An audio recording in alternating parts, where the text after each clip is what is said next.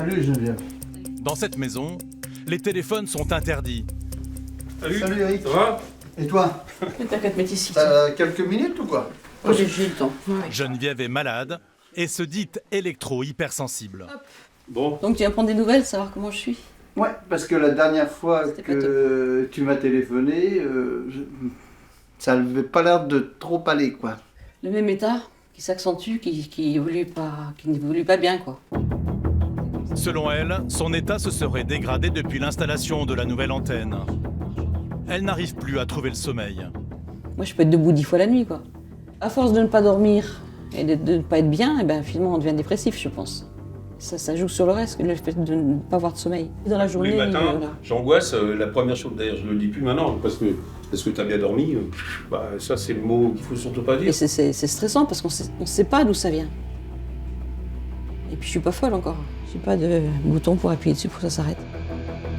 Geneviève ne supporterait pas les ondes émises par l'antenne. Je fais tous les examens qu'il faut, puis ça passe pas. On a fait plein d'examens, Voilà. on a vu plein de spécialistes et tout, on n'a rien trouvé. Tout est bon au niveau des oreilles, au niveau de tout tout est ça bon. va, mais j'ai ce bourdonnement dans l'oreille sans arrêt. Je pense que les antennes sont pour quelque chose parce que je trouve pas d'autre solution.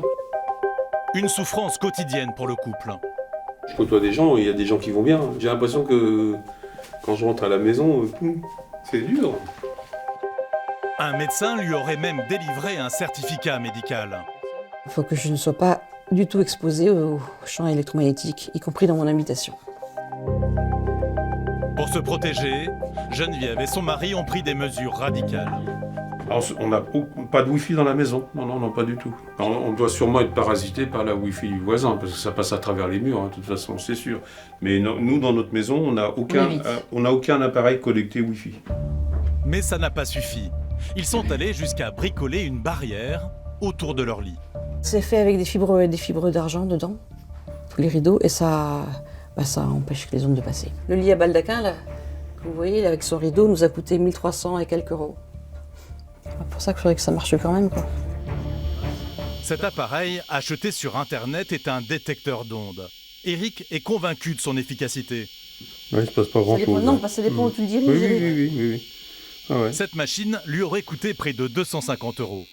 C'est l'antenne du château d'eau de là-bas, qui est là-bas. Vous voyez, là, on la voit, l'antenne. Donc ça veut dire que là, on prend tout. Pour lui, aucun doute. Les ondes sont responsables du mal-être de sa femme. À ce jour, il n'y a aucune preuve que ces outils fonctionnent.